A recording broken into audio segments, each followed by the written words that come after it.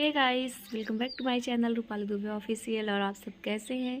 I hope सब ठीक होंगे, स्वस्थ होंगे, मस्त होंगे। सो फ्रेंड तो मैं आज फिर से मिली हूँ आप लोगों से एक नए गाने के साथ। ये जो गाना है ये नाच का गीत है और बहुत ही प्यारा गीत है। तो प्लीज़ आप लोग सुनिए और बताइए कैसा लगा। ठीक है, मैं स्टार्ट करती हूँ।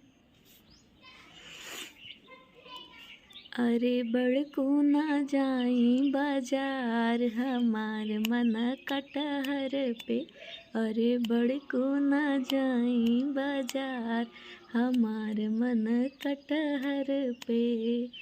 कहे सुने बड़कू जा बौजे की हले। कहे सुने बड़कू जा बौजे की हले। अरे सासू ना चिरई तरकारी हमार मन कटहर पे। अरे सासू ना चिरई तरकारी हमार मन कटहर पे। बड़कू ना जाई बाजार हमार मन कटहर पे। कहे सुने सासू चिर बौजे की हली। कहे सुने सासू चिर बौजे की हली। अरे ननदी ना पीसई मसाला हमार मन कटहर पे। अरे ननदी ना पीसई मसाला हमार मन कटहर पे। अरे बड़कू ना जाई बाजार हमार मन कटहर पे। कहे सुने ननदी पिस बौजे की हली। कहे सुने ननदी पिस बौजे की हली। अरे जेठनी ना भुजे तरकारी हमार मन कटहर पे। अरे जेठनी ना भुजे तरकारी हमार मन कटहर पे।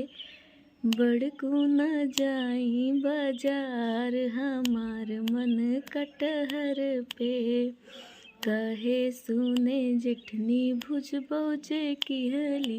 कहे सुने जेठनी भुज बौजे की हली। सैया ना चिखई तरकारी हमार मन कटहर पे। अरे सैया ना चिखई तरकारी हमार मन कटहर पे। बड़कू ना जाई बाजार हमार मन कटहर पे। कहे सुने सैया चिख बौजे की हले। कहे सुने सैया चिख बौजे की हले। अरे चाटी पोछी नाए कराही हमार मन कटहर पे। अरे चाट पोछी नाए कराही हमार मन कटहर पे।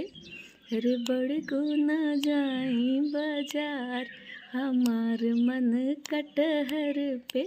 अरे बड़कू ना जाई बाजार हमार मन कटहर पे। तो फ्रेंड, तो तरकारी तो नहीं मिली। लास्ट में बेचारी का इतना खाने का मन था बट उसे मिला नहीं।